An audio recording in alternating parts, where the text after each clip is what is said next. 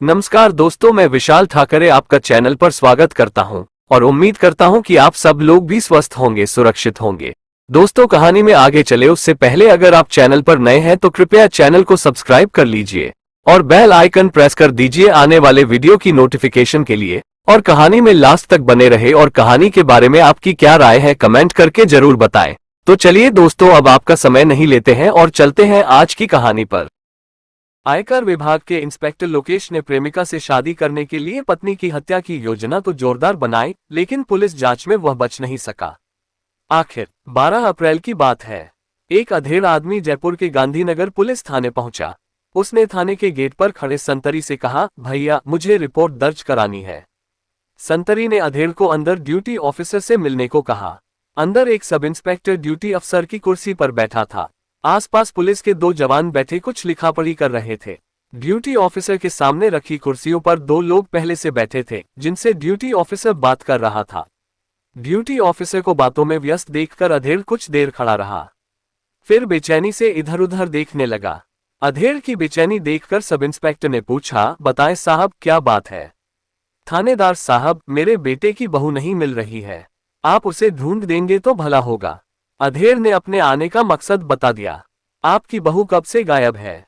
Duty officer ने पूछा। साहब, वह 1 दिन पहले से गायब है। अधेड़ ने अपने कंधे पर पड़े अंगोछे से माथे पर आया पसीना पोंछते हुए कहा। आपकी बहू आपके बेटे के पास ही रहती होगी, फिर वह गायब कैसे हो गई? ड्यूटी ऑफिसर ने अधेड़ के चेहरे पर नजरें गड़ाकर पूछा, कहीं ऐसा तो नहीं कि वह अपनी मर्जी से किसी के साथ चली गई हो? नहीं थानेदार साहब, ऐसी कोई बात नहीं है।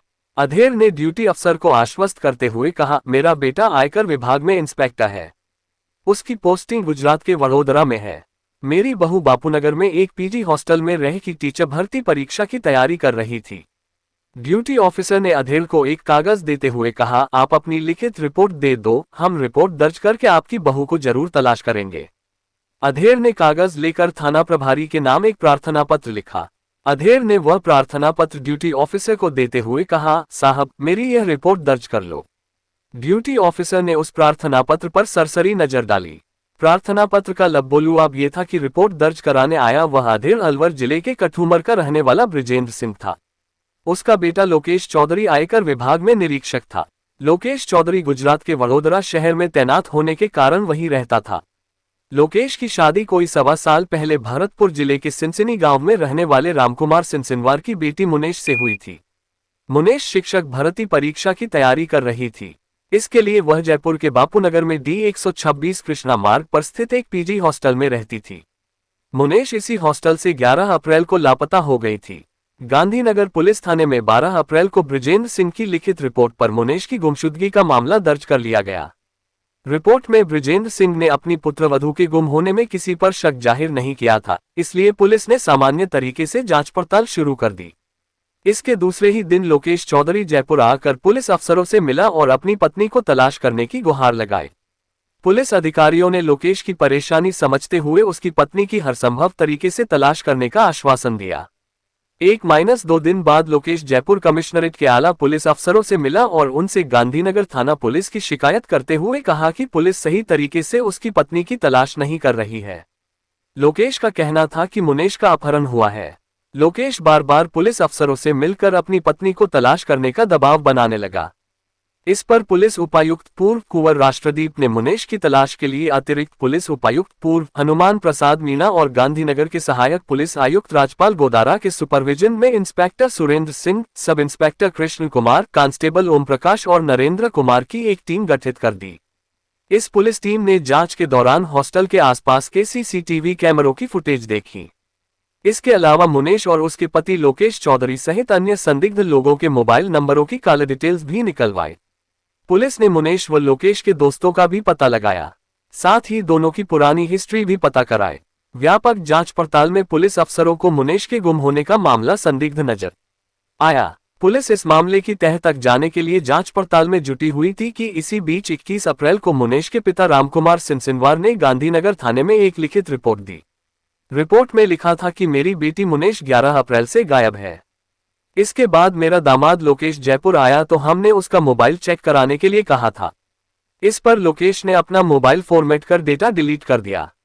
मुनेश के पिता ने रिपोर्ट में लिखा कि लोकेश व उसके घर वाले मेरी बेटी को दहेज के लिए प्रताड़ित करते रहते थे। उन्होंने इसी साल फरवरी में मुनेश की 10 लाख रुपए की एफडी तुड़वाकर पैसे निकलवा लिए थे। रिपोर्ट में आगे लिखा था कि लोकेश और उसके घर वालों ने मिलकर मेरी बेटी मुनेश का षड्यंत्रपूर्वक अपहरण करके उसकी हत्या कर दी है। इस पर गांधीनगर थाने में उसी दिन भादनसम की धारा 364, 498A, 302, 304B और 120B के तहत मुकदमा दर्ज कर लिया गया। इस मामले की जांच मालवीय के सहायक पुलिस आयुक्त प्रशिक्षु आईपीएस ऑफिसर कावेंद्र सिंह सागर को सौंपी गई। कावेंद्र सिंह सागर ने रिपोर्ट दर्ज होते ही लोकेश चौधरी की तलाश कराई। पता चला कि वह जयपुर में ही है। इसके बाद उसी दिन यानी 21 अप्रैल को लोकेश चौधरी को पुलिस ने थाने लाकर पूछताछ की। उसकी पूर्व हिस्ट्री और मोबाइल कॉल विश्लेषण के आधार पर उससे कई सवाल किए गए। पुलिस के सवालों के आगे लोकेश ज्यादा देर तक नहीं टिक सका, वह टूट गया। उसने बताया कि अपने एक साथी के सहयोग से उसने अपनी पत्नी मुनेश को जयपुर से गुजरात के वडोदरा बुलाया था। वडोदरा में मुनेश की हत्या करके उसकी लाश जमीन में गाड़ दी गई थी। लोकेश ने बताया कि उसने मुनेश की हत्या की साजिश अपनी प्रेमिका से शादी करने के लिए रची थी। पुलिस ने उसी दिन लोकेश को गिरफ्तार कर लिया। लोकेश की स्वीकारोक्ति से पुलिस अधिकारी दंग रह गए। पत्नी के गुम होने का नाटक रचकर जो आयकर निरीक्षक पुलिस पर ढिलाई बरतने का आरोप लगा रहा था, उसने 10 दिन पहले ही पत्नी की हत्या कर दी थी। ये खुलासा होने पर उसी दिन जयपुर से प्रशिक्षु आईपीसी ऑफिसर कावेंद्र सिंह सागर के नेतृत्व में पुलिस की एक टीम आरोपी आयकर निरीक्षक लोकेश चौधरी को साथ लेकर गुजरात के वडोदरा शहर के लिए रवाना हो गई। 22 अप्रैल को लोकेश की निशानदेही पर जयपुर पुलिस ने वडोदरा में हरनी एयरपोर्ट क्षेत्र स्थित त्रिशा डुप्लेक्स में बगीचे की जमीन खोदकर गाड़ा गया मुनेश का शव बरामद कर लिया। मुनेश का शव बगीचे में एक कोने में करीब 7 फीट गहरा गड्ढा खोदकर दफनाया गया था। मुनेश का शव निकालने के लिए गड्ढा खुदवाना पड़ा। इस काम में पुलिस को मजदूरों के अलावा जेसीबी की मदद भी लेनी पड़ी। गड्ढा खोदने में ही 3 घंटे लग गए। मुनेश के शरीर पर बहुत कम कपड़े मिले। लोकेश ने मुनेश का शव जमीन में गाड़कर उस पर करीब 15 किलो नमक भी डाल दिया था ताकि शव जल्दी से गल जाए और बदबू भी न फैले। बाद में गड्ढे में मिट्टी भर दी गई, फिर उसे समतल कर पानी का छिड़काव कर दिया गया था ताकि मिट्टी जम जाए। वडोदरा से मुनेश का शव बरामद कर पुलिस दल उसी रात जयपुर के लिए वापस चल दिया। 23 अप्रैल को जयपुर पहुंचकर पुलिस ने मुनेश के शव का सवाई मानसिंह अस्पताल में पोस्टमार्टम कराया। दोपहर बाद मुनेश का शव उसके पिता को सौंप दिया गया। मुनेश के घर वाले उसका शव भरतपुर जिले के अपने पैतृक गांव सिनसिनी ले गए। सिनसिनी में जब मुनेश का शव पहुंचा तो पूरे गांव में शोक छा गया। 1.25 साल पहले जिस बेटी को गांव वालों ने दुल्हन बनाकर विदा किया था, अब कफन में लिपटी उसकी लाश गांव पहुंची थी। हजारों लोगों की मौजूदगी में मुनेश का गांव में अंतिम संस्कार कर दिया गया। पुलिस ने मुनेश की हत्या के मामले में लोकेश चौधरी के दोस्त प्रवेंद्र शर्मा को 23 अप्रैल की रात गिरफ्तार कर लिया। लोकेश ने प्रवेंद्र शर्मा को जयपुर भेजकर मुनेश को वडोदरा बुलवाया था और उसी की मदद से मुनेश की हत्या कर उसका शव जमीन में गाड़ दिया था। प्रवेंद्र आयकर निरीक्षक लोकेश का दोस्त और उसी के गांव का रहने वाला था। पुलिस की ओर से लोकेश और प्रवेंद्र से की गई पूछताछ में मुनेश की हत्या की जो कहानी उभरकर सामने आई, वह सन 2015 में प्रदर्शित अजय देवगन की फिल्म दृश्यम से मिलती जुलती है। हालांकि लोकेश ने पुलिस को बताया कि उसने फिल्म दृश्यम देखी जरूर है, लेकिन मुनेश की हत्या इस फिल्म से प्रेरित होकर नहीं की। अलवर जिले के कठूमर के रहने वाले लोकेश की शादी 5 फरवरी 2017 को भरतपुर जिले के सिनसिनी गांव के रहने वाले रामकुमार सिनसिनवार की बेटी मुनेश से हुई थी। शादी के बाद मुनेश अपने आयकर निरीक्षक पति लोकेश चौधरी से खूब खुश थी। उसे अपनी किस्मत पर रश्क होता था कि उसे प्यार करने वाला अफसर पति मिला है।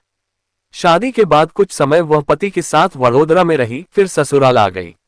बीच में जब भी मौका मिलता लोकेश अपने गांव आ जाता या मुनेश वडोदरा चली जाती।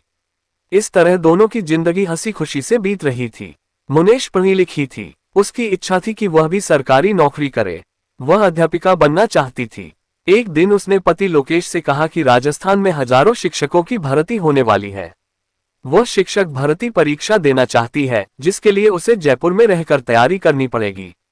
जयपुर में रहने से उस पर घर के कामकाज का बोझ भी नहीं रहेगा और वह आराम से अपनी पढ़ाई पर ध्यान दे सकेगी।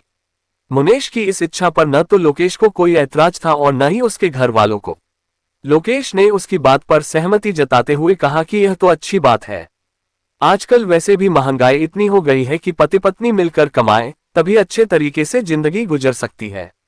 लोकेश ने जयपुर के बापूनगर में D126 कृष्णा मार्ग पर स्थित एक पीजी हॉस्टल में मुनेश के रहने की व्यवस्था कर दी। मुनेश इसी हॉस्टल में रहकर अपनी पढ़ाई कर रही थी। दूसरी ओर लोकेश का पहले से एक युवती से प्रेम प्रसंग चल रहा था। हालांकि मुनेश में कोई बुराई नहीं थी, लोकेश को भी उससे कोई शिकायत नहीं थी।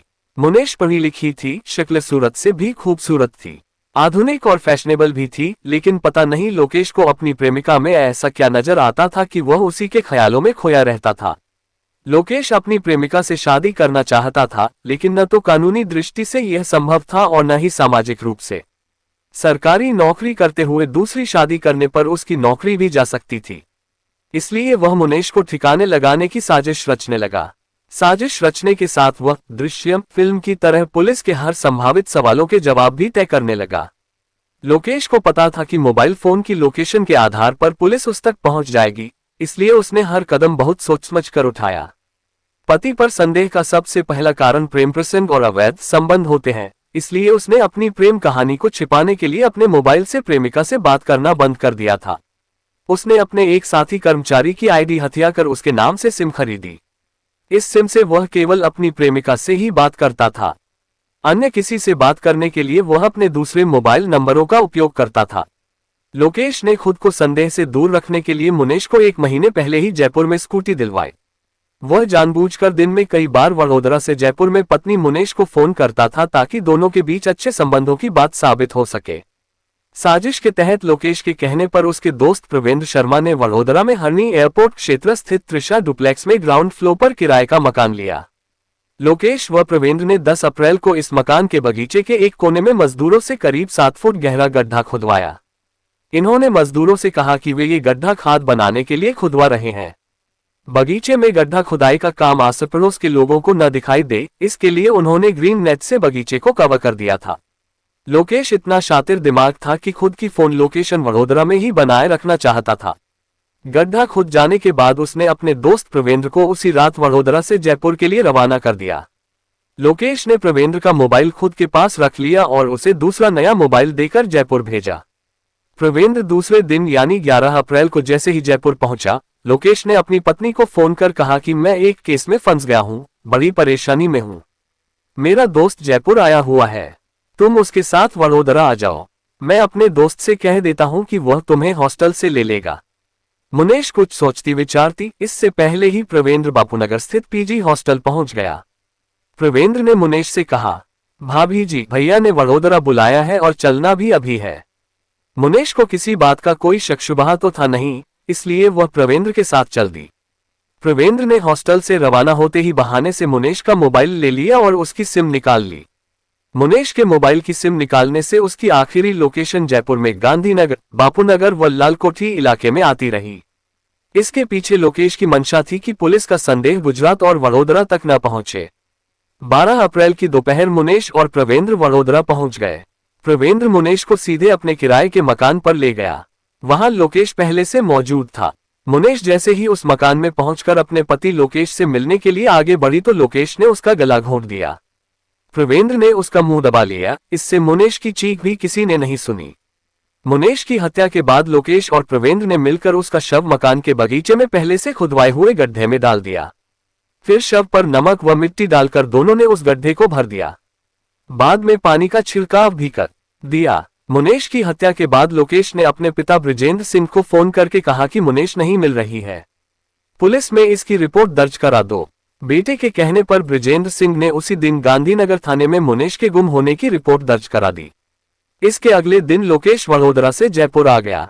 उसने पुलिस को मुनेश के अपहरण की आशंका जताई और कहा कि उसकी मुनेश से मोबाइल पर आखिरी बार 11 अप्रैल को बात हुई थी। उस समय उसने कहा था कि वह किसी दोस्त के पास जा रही है। बाद में पुलिस ने जब मुनेश की तलाश में लोकेश और मुनेश के मोबाइल की कॉल डिटेल्स निकाली तो लोकेश की वडोदरा से जयपुर में मुनेश से 11 अप्रैल को बात होने की तो पुष्टि हुई। इसके बाद मुनेश के मोबाइल की टावर लोकेशन जयपुर में गांधीनगर, बापूनगर और लालकोठी के आसपास ही घूमती रही। इसीलिए पुलिस लोकेश पर संदेह नहीं कर पा रही थी और लोकेश इसका फायदा उठाकर पुलिस पर दबाव बना रहा था ताकि पुलिस मुनेश के अपहरण की कहानी में उलझ कर रह जाए। प्रवेंद्र शर्मा गुजरात के भावनगर में नौकरी करता था। लोकेश ने उसे आयकर विभाग में नौकरी दिलवाने का झांसा देकर मुनेश की हत्या की साजिश में शामिल किया था। लोकेश ने पुलिस से बचने के लिए करीब 1 दर्जन प्लान बनाए थे। इसीलिए जयपुर पुलिस शुरू में मुनेश के अपहरण की कहानी में ही उलझ कर रह गई। पुलिस ने इस मामले को सुलझाने के लिए लोकेश और मुनेश के मोबाइल फोन्स की साल भर की करीब 15,000 कॉल डिटेल्स की जांच की। लोकेश ने मुनेश की हत्या की साजिश रचने के साथ ही करीब 3 महीने पहले अपनी प्रेमिका से बातचीत के लिए दूसरे के नाम से सिम ले ली थी। उसने प्रेमिका को भी सख्त हिदायत दे दी थी कि वह उसके पुराने नंबरों पर कॉल न करे। इसके पीछे लोकेश का मानना था कि पुलिस ज्यादा से ज्यादा 2-3 महीने की कॉल डिटेल्स देखेगी, इसमें उसकी प्रेमिका का नंबर नहीं आएगा। प्लान के तहत लोकेश ने मुनेश को जयपुर में स्कूटी दिलवाई और शिक्षक भर्ती परीक्षा के लिए उसका पीजी हॉस्टल में एडमिशन कराया ताकि ससुराल वालों की नजर में वह एक अच्छा दामाद बना रहे। इसके अलावा वह रोजाना मुनेश को कई बार फोन करता और मैसेज भेजता ताकि लोगों को लगे कि दोनों एक दूसरे को खूब प्यार करते हैं। लोकेश खुद वडोदरा में रहा। दोस्त प्रवेंद्र के नाम पर उसने वडोदरा में किराए का मकान लिया। फिर प्रवेंद्र को नया मोबाइल देकर जयपुर भेजा। योजनानुसार प्रवेंद्र ने मुनेश के साथ जयपुर से वडोदरा के लिए रवाना होते ही उसके मोबाइल की सिम निकालकर फेंक दी ताकि उसकी लोकेशन जयपुर में आती रहे। इतना ही नहीं, उसने पिता से पुलिस में बहू के लापता होने की रिपोर्ट भी दर्ज करवाई। फिर दूसरे दिन ही जयपुर आकर लोकेश ने मुनेश के अपहरण की कहानी गढ़कर गांधीनगर थाना पुलिस की शिकायत की ताकि पुलिस अफसर शिकायत और अपहरण की कहानी में उलझे रहें। लोकेश ने अपना मोबाइल हैंग होने का बहाना बनाकर उसे फॉर्मेट करा दिया। इससे उसका संदिग्ध डाटा, मैसेज आदि डिलीट हो गए। 11 अप्रैल की रात हॉस्टल में मुनेश की रूममेट आशा ने लोकेश को फोन करके कहा कि मुनेश का टिफिन आया हुआ है, लेकिन न तो मुनेश मिल रही है और न ही उसका नंबर लग रहा है। इस पर लोकेश ने रूममेट को सख्ती से कहा कि पीजी हॉस्टल संचालक से मुनेश के बारे में पूछो, क्योंकि यह उसकी जिम्मेदारी है। मामले का खुलासा होने से पहले तक लोकेश अपने ससुराल वालों के साथ मिलकर मुनेश की तलाश में जुटा रहा ताकि उस पर किसी को कोई संदेह न हो। लोकेश ने भले ही फिल्म दृश्यम से प्रेरित होकर मुनेश की हत्या की साजिश नहीं रची हो, लेकिन उसने 10 दिन तक पुलिस को गुमराह करने में कोई कसर नहीं छोड़ी। यह विडंबना ही है कि केंद्र सरकार के अधिकारी लोकेश चौधरी ने प्रेमिका से शादी रचाने के लिए अपने हाथ पत्नी के खून से रंग लिए। भोली भाली मुनेश शादी के 1.25 साल बाद भी अपने पति की शातिर चालों को नहीं समझ सकी। वह पति के विश्वास के भरोसे मारी गई। उसने तो लोकेश के साथ 7 जन्म तक जीने मरने की कस्में खाई थीं। लोकेश और उसके दोस्त प्रवेंद्र ने जो कुछ किया, उसकी सजा उन्हें कानून देगा। सवाल यह भी है कि लोकेश की प्रेमिका क्या कातिल प्रेमिका इंतजार करती रहेगी। दोस्तों, कहानी को लास्ट तक सुनने के लिए आपका तहे दिल से धन्यवाद। कहानी के बारे में आपकी क्या राय है, कमेंट करके जरूर बताएं। आज के लिए इतना ही, कल फिर मिलते हैं क्राइम की एक नई कहानी के साथ। तब तक के लिए जय हिंद दोस्तों, जय भारत।